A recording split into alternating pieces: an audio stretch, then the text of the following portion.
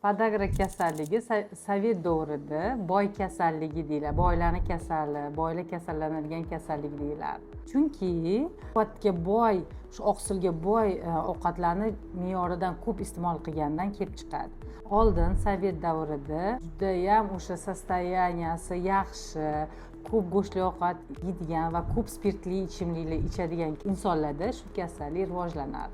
Hozir yashash sharoiti yaxshilangani hisobiga va ko'p yaxshi ovqatlar, shu oqsilga boy mahsulotlarni ko'p odamlar o'ziga позволить qilib yeyolgani hisobiga juda ham ko'payib ketdi bu kasallar.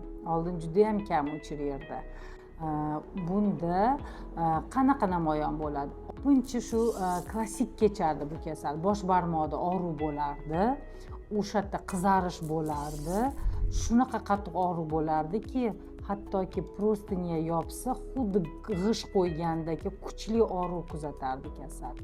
Va tabiiy o'sha harakati cheklanib qoladi, og'riqni hisobiga umumiy holati keskin yomonlashadi, uyqusi yo'qoladi, umumiy holsizlik kuzatilib qoladi kasallarda.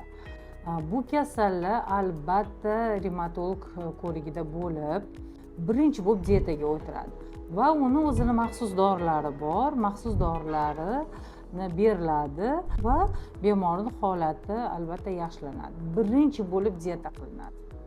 Oldin faqat erkaklarda ko'p uchraydi, hozir ayollarda ham juda ham ko'p uchrayapti podagra.